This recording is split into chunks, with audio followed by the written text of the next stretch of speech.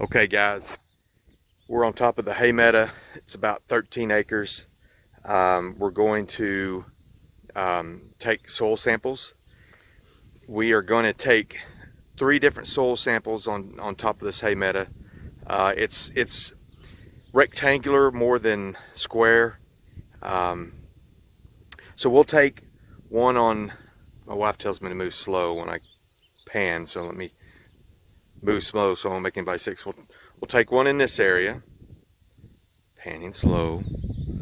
We'll take one in this area, and then we'll take one on that far end. Now I've seen some people, they'll use a shovel, do a lot of obtrusive damage to the ground. Normally what I like to do is take a piece of conduit with an inside diameter of something around 1/2 inch to 1 inch. I cannot find any conduit, but so what I'll use is a piece of pipe. We'll give it a whirl, see how it looks. We will go approximately 6 inches deep. We'll hammer it in with a hammer. It's taking a core sample. You pull it up, then you tap that into a bucket, and that's what our plan will be.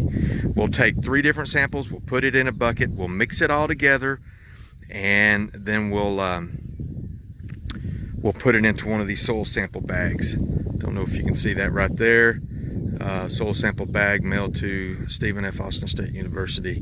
Once again, it's a good school, and that's kind of the plan.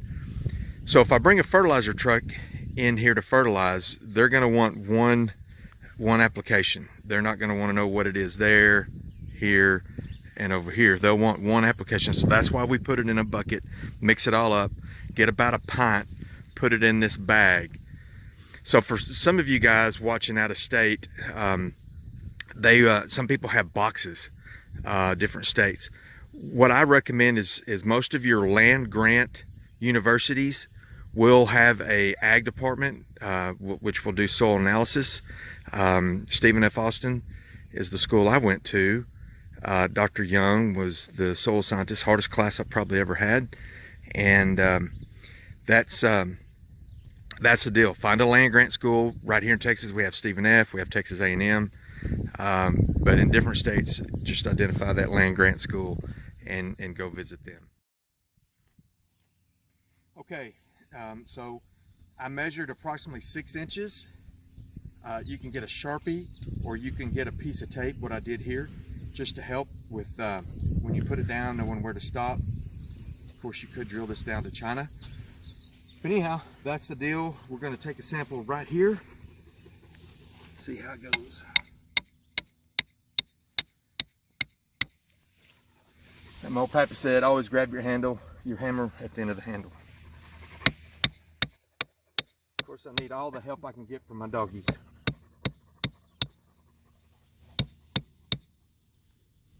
All right, wiggle it around a little bit.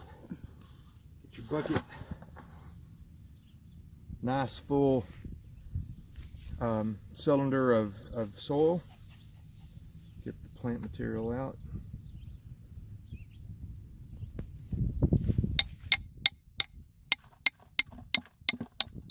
And that's it. And you know what? I'm gonna take 2.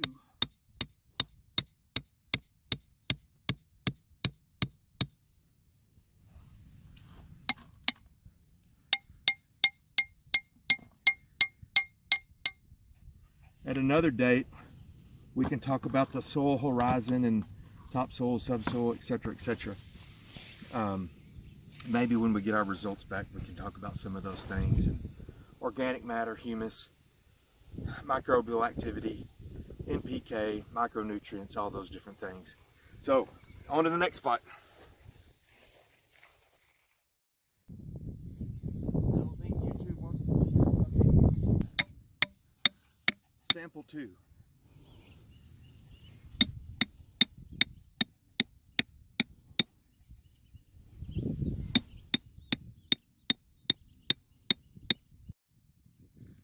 Full.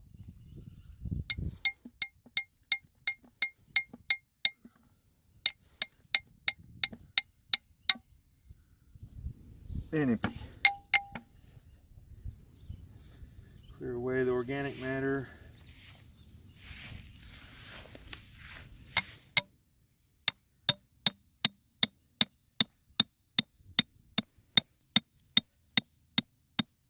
I need all the help I can get.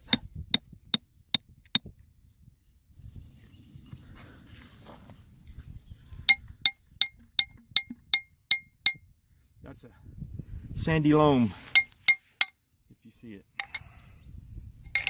All right.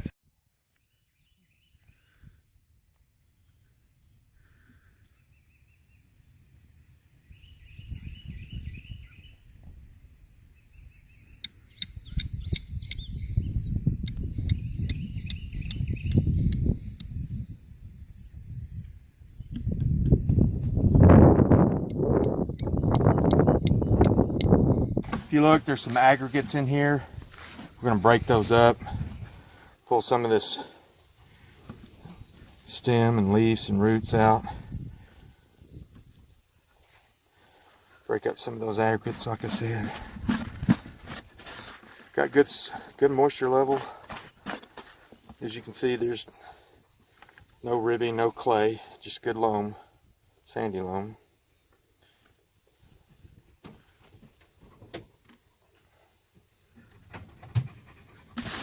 We're going to mix it, breaking it up.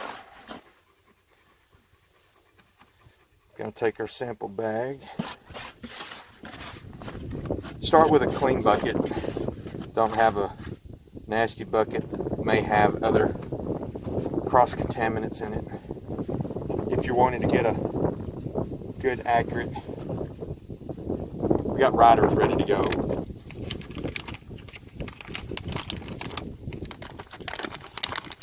So we're going to fill this up. You see it has a, I like this, has a fill to line. So that's what we will be doing now. Put that in there.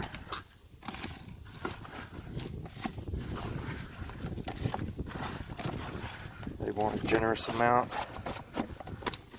Still got a ways to go.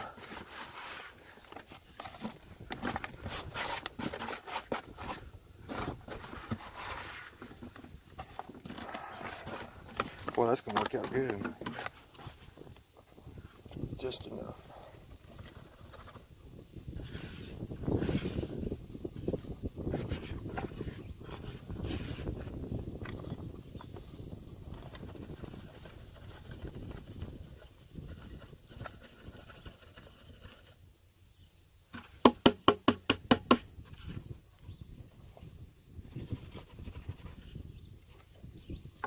Okay.